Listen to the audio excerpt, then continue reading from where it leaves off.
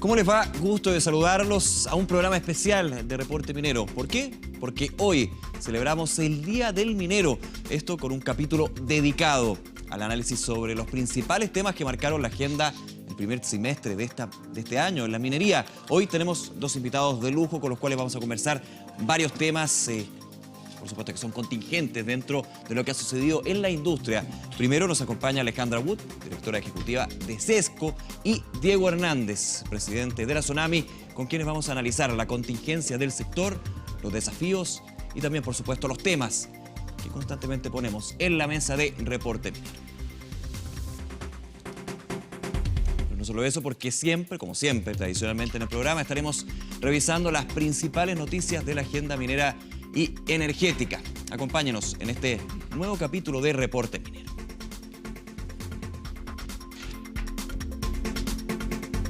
Bien, un primer semestre que estuvo marcado por grandes acontecimientos. Hoy vamos a analizar, por ejemplo, la llegada de una nueva administración, el nuevo directorio de Codelco, las negociaciones colectivas y movilizaciones sindicales, también las proyecciones del precio del metal y otros temas junto a nuestros invitados. Alejandra Wood, Diego Hernández, muchísimas gracias por acompañarnos aquí en la mesa de Reporte Minero. Bienvenidos. Gracias por la invitación. Gracias, Nicolás.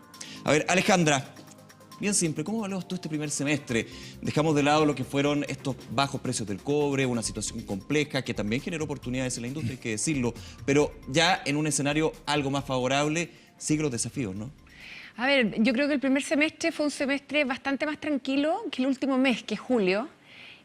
Porque se sabía que era un año en que iban a haber un número bastante inusual de negociaciones colectivas, creo que alrededor de 33, la mayoría de las cuales ha transcurrido sin conflictividad, sin paralizaciones. Efectivamente, como mencionabas tú, se instaló el nuevo gobierno con las nuevas autoridades en el ministerio, en lo que a mí me parece que fue una instalación bastante rápida porque tenemos un ministro que conoce el sector y eso indudablemente que es bueno. Y diría yo que efectivamente durante este primer semestre hasta mayo el precio se mantuvo en buenos niveles y había buenas proyecciones. Después cambió todo con esta ha habido una reacción, comercial. Exacto. Pero en general creo que fue un buen semestre en términos generales. Diego, en ese sentido, rescatando lo que dice muy bien Alejandra, hay una administración que rápidamente, en caso de Baldo Procuriza, conocedor de la industria, conocedor del sector, para ser bastante más amplio, llega a trabajar en varios temas que justamente Sonami ya había puesto sobre la mesa. A su juicio, ¿cuál ha sido el balance que se hace desde la gestión de minería y el trabajo de esta alianza público-privada? A ver, yo creo que el primer punto es que en el programa de gobierno del presidente Piñera y lo mismo en el programa del candidato Guillé a la presidencia, por primera vez hay un programa minero bastante detallado, con cosas concretas. Entonces eso ha favorecido mucho para la instalación del nuevo gobierno y para tener una hoja de ruta en la minería que puede iniciarse relativamente rápido. Una hoja de ruta, eso sí, que se mantiene con los cánones, con el diagnóstico que se hizo en el gobierno anterior. ¿O más bien en el gobierno anterior, en el periodo anterior. En el periodo anterior, digamos. O sea, porque en minería yo creo que ha pasado algo parecido a lo que pasó en energía en el gobierno anterior, donde durante muchos años todos hacían diagnósticos, pero nadie tomaba acción. Y en minería ha pasado lo mismo. Entonces había mucho trabajo, había mucho material, mucho diagnóstico y eso se reflejó en este programa de gobierno de la minería, donde prácticamente todos estamos de acuerdo, ¿eh? Y eso ha servido de guía para iniciar este periodo del gobierno de Piñera. ¿Estamos todos de acuerdo en ese sentido, Alejandra? Sí, yo coincido con Diego. A mí me parece que el diagnóstico, hubo varios, pero eran todos coincidentes en los puntos, la necesidad de, por ejemplo, digamos, acelerar el tiempo de aprobación de las grandes inversiones o también hacer perdurar el trabajo que se venía haciendo en los programas públicos o privados como Alta Ley, por ejemplo, todo el trabajo que se venía haciendo con capital humano. Yo creo que es verdad, no había ningún sector dentro del mundo minero que tuviese alguna voz disonante. Claro. Y eso me parece muy positivo para el sector. Y en ese tema, lo que dice Diego, se han hecho pasos desde Sesco. ¿Cómo consideran, cómo evalúan que han sido esos pasos? Yo recuerdo, por ejemplo, en temas que se están hablando, de homogeneizar procesos, también de alguna manera de ir potenciando, y un tema central, y yo creo que ahí es bueno ponerlo en la mesa, bajar la complicación y muchas veces los problemas que genera los procesos de aprobación de impacto ambiental o de proyectos de inversión. ¿Eso se ha visto un cambio en la industria, Alejandra? Luego sigo contigo, Diego. A ver, yo creo que esto está sucediendo, se está haciendo un trabajo desde el Ministerio de Minería y también en el Ministerio de Economía, y estoy segura que las empresas se han reunido con cada una de las empresas para saber cuál es su cartera de proyectos y qué problemas están teniendo. Y no necesariamente esto tiene un resultado en inversión, puesto que la inversión son inversiones de mediano y largo plazo y un montón de otras variables. Claro. Pero yo creo que se está trabajando en eso. No me atrevería a decir que hay frutos, pero se está trabajando en eso. Por ejemplo, otro ejemplo es la institucionalización del programa Alta Ley, que esa también es una buena noticia para el sector en todo lo que tiene que ver con desarrollar una base de servicios y de tecnología e innovación en torno a la minería, para cuando la minería deje de ser lo importante que es en nuestra economía, pero sobre esta base generar otra industria de servicios que puedan exportarse esos bienes y servicios también. Diego, un punto clave esto, ¿no? De la institucionalidad. Yo recuerdo las palabras del ministro Procuriza también en su minuto, del presidente Piñera, quien señalaba que no era posible y ya aguantable, podríamos decir, que proyectos de inversión tuvieran alrededor de 5 años en la mesa de revisar si se podían hacer o no. Se nota un cambio, como dice bien Alejandra, esto no es inmediato, pero ya se va viendo y proyectando que esto va a cambiar. Sin duda, yo creo que el solo hecho de declarar que es importante la inversión, que la inversión es bienvenida, ya es medio camino andado, ¿no? Porque ya cambian las expectativas, cambia el ambiente. Y naturalmente que eso tiene que venir acompañado ahora con algunos cambios que yo clasificaría en 2 categorías, ¿eh? Los cambios que se pueden hacer vía reglamento, vía ejecutivo, y los cambios que requieren proyectos de ley.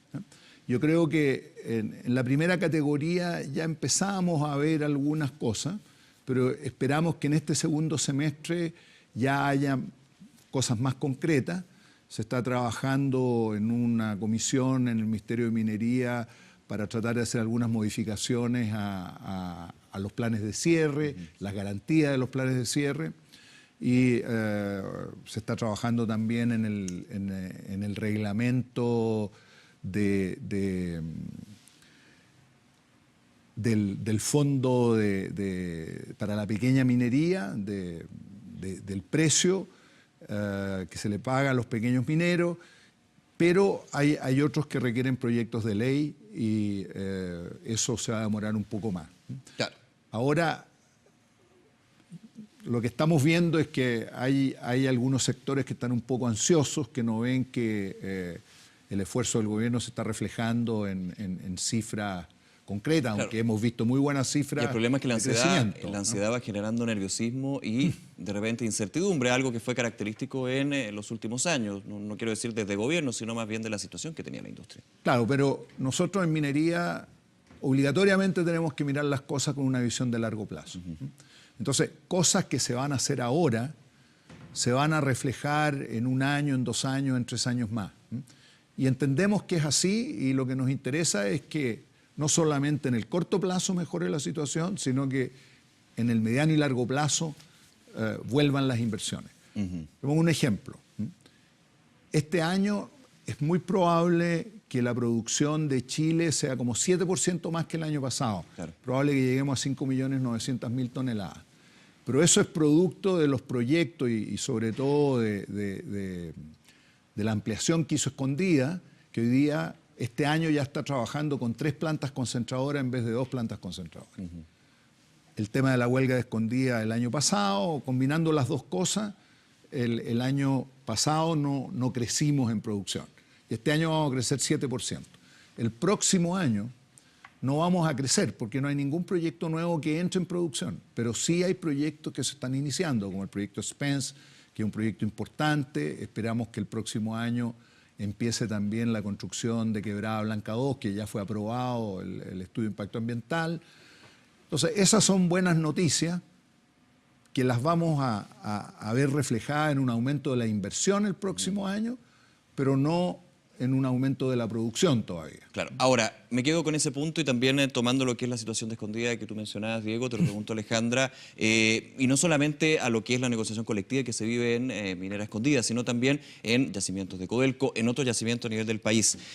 ¿Puede afectar ese contexto que dice muy bien el presidente de Sonami, de alguna manera de proyectos que ya están en carpeta, que están sonando fuerte, que de alguna manera muestran un escenario de producción bastante más óptimo, pero que de alguna manera pueden ser cortados de lleno por la situación compleja entre empresas y sindicatos?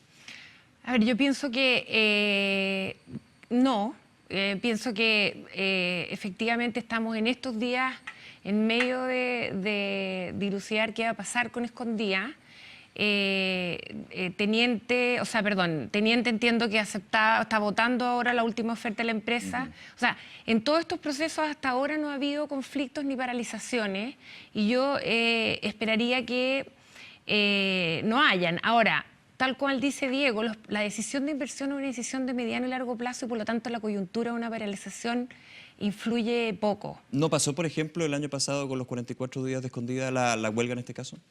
Respecto Desde la de visión la de la decisión industria. de inversión, no. Claro. Yo diría que no. Ya. Yo diría que no. No, hay otro factor. Digamos, otros para factores. despejar lo que puede ser ese efecto. Efectos podrían haber con una nueva paralización. No, pero evidentemente efectos la hay visión. en el PIB, en los niveles de producción Corto o mediano plazo. y también incluso en un contexto normal, quizás como el del año pasado, hasta en el precio del cobre, pero al parecer que ni siquiera la posible huelga Escondida está afectando, no está afectando el precio. No está afectando el precio. O sea, esta reacción que hay por la posible guerra comercial, digamos, una posible paralización de Escondida no está tirando el precio hacia arriba, digamos. Viene más de China, digamos. O el conato entre China y Estados Unidos, para ser más concreto.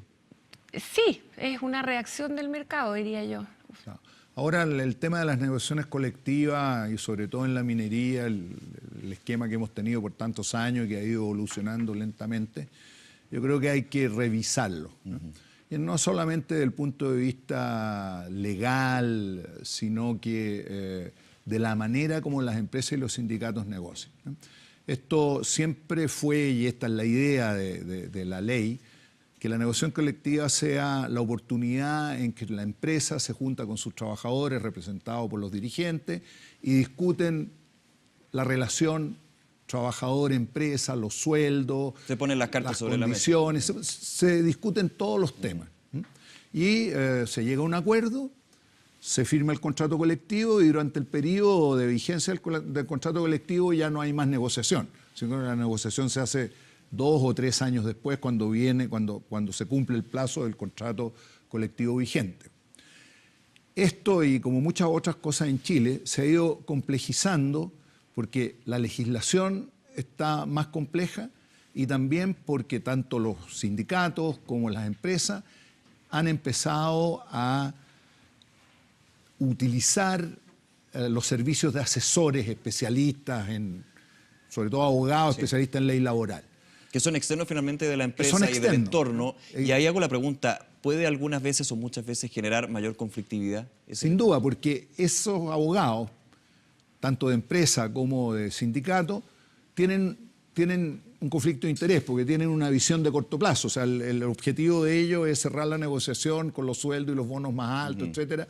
Y no están mirando qué va a pasar en 5, en 10, en 15 años. Pero son más. muchas veces, y yo creo que generalmente necesario para los trabajadores que no tienen la expertise en términos jurídicos y de negociación, a diferencia de lo que puede tener la empresa. De acuerdo, Porque la empresa pero también el tiene rol su del abogado. asesor tiene que ser asesor, no tiene que ser llevar la negociación. Y nosotros vemos con tristeza que muchas de estas negociaciones las lideran los asesores externos y a veces en las empresas también. Entonces, esto desnaturalizó la esencia de la negociación colectiva. Yo creo que es algo que hay que reflexionar y hay que tratar de modificar. Y un segundo punto.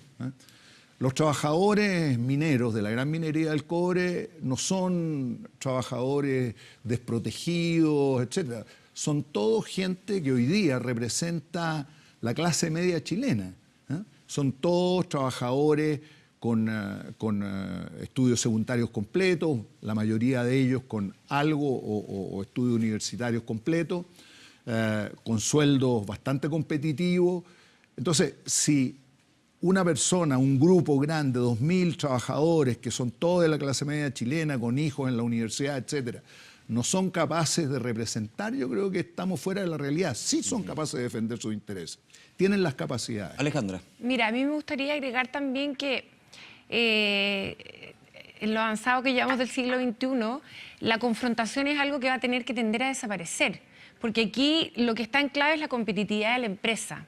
Y el sector minero chileno está en otra etapa y es en conjunto y en colaboración que esa empresa va a poder seguir dando trabajo y manteniéndose competitiva en el futuro.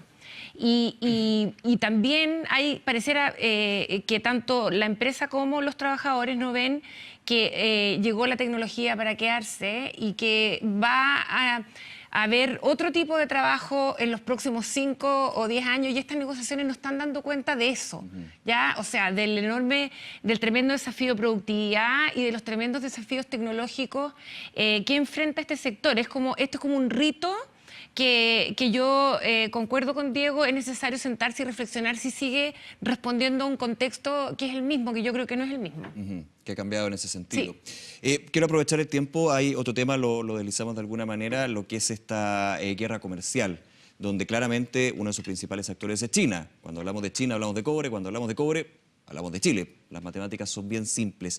¿Cómo evalúan ustedes lo que es, no cómo se va a desarrollar, porque obviamente depende aquí de los líderes de las dos potencias mundiales económicas, sino más bien cómo la industria puede ir aguantando los vaivenes de esta incertidumbre? Porque finalmente uno podría decir, cuando sabemos lo que va a pasar, uno toma resguardos, pero cuando no sabemos qué va a pasar y hasta cuándo va a pasar, podemos tener un nuevo problema para la industria. Alejandra.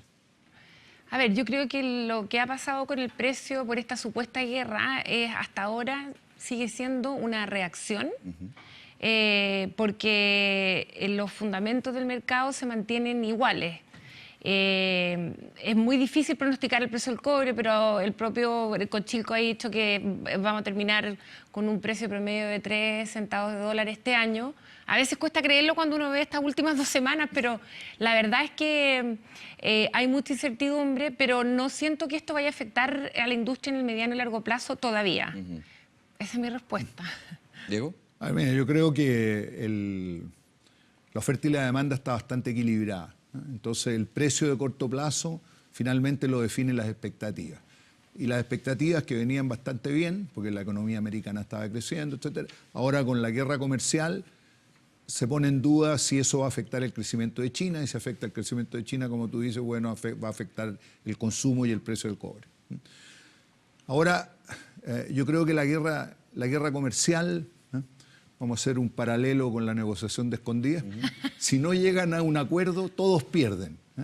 Pierden los chinos, pierde el crecimiento mundial, perdemos nosotros, pero también pierde Estados Unidos.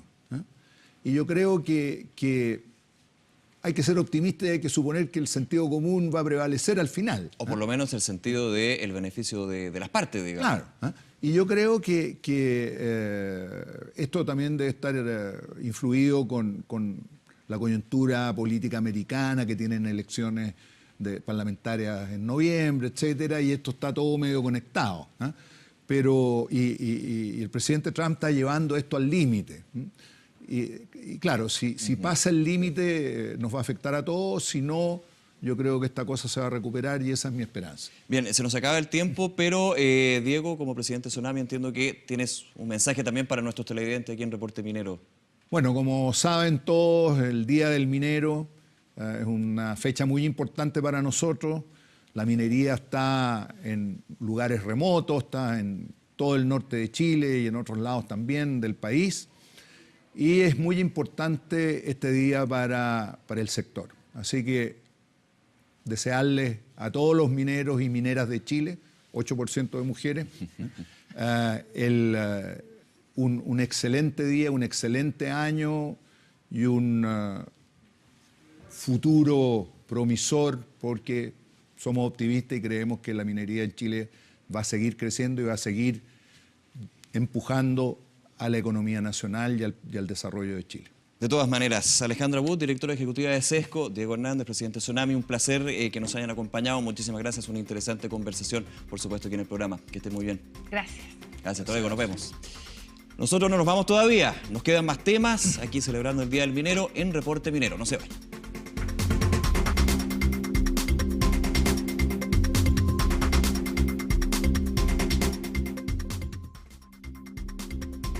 Regresamos con más Reporte Minero. Nueva inversión minera en Atacama ingresa al estudio de impacto ambiental. Se trata del proyecto Actualización Arqueros de Laguna Resources Chile, yacimiento de oro y plata ubicado en el distrito minero Nueva Esperanza, a 194 kilómetros de la ciudad de Copiapó. La iniciativa busca optimizar las instalaciones y procesos desde el punto de vista técnico, económico y ambiental, con la incorporación de nuevas fuentes de mineral, un nuevo diseño, la relocalización de su planta y un cambio en ubicación y modalidad de disposición de los ripios de lixiviación. Los servicios públicos de la región tienen plazo hasta el 22 de este mes para emitir sus observaciones. El empleo en minería disminuyó un 3,3%, lo que se traduce en 7.000 puestos de trabajo menos. Según un informe de la Gerencia de Estudios de Sonami, la baja empleabilidad se registró en las regiones metropolitanas, Valparaíso, Atacama y Tarapacá. Pese a que la zona norte de nuestro país disminuyó su nivel de desempleo respecto del trimestre anterior, continúan marcando el más alto nivel de desocupación nacional. Atacama, de hecho, registra el mayor valor con 8,7%.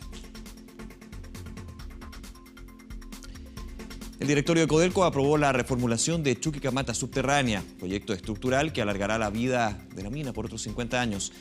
La optimización del diseño junto a una renegociación profunda de los contratos principales permitió reducir el escalamiento de los costos. De este modo, el total estimado del proyecto bordea los 5.550 millones de dólares con una tasa interna de retorno superior a 10%. El directorio señaló que esta aprobación está sujeta a recomendaciones de Cochilco y del Ministerio de Desarrollo Social, los que están revisando en paralelo los cambios al proyecto. Bien, así terminamos este capítulo de Reporte Minero. Como siempre, muchísimas gracias por acompañarnos. Puede revisar la invitación a nuestros contenidos en www.reporteminero.cl, también los capítulos, las temporadas del programa en 24horas.cl y conversar con nosotros en @reporteminero en Twitter. Será hasta la próxima. Felicidades y que estén muy bien. Chao, cuídense. No olvides suscribirte a nuestro canal de YouTube.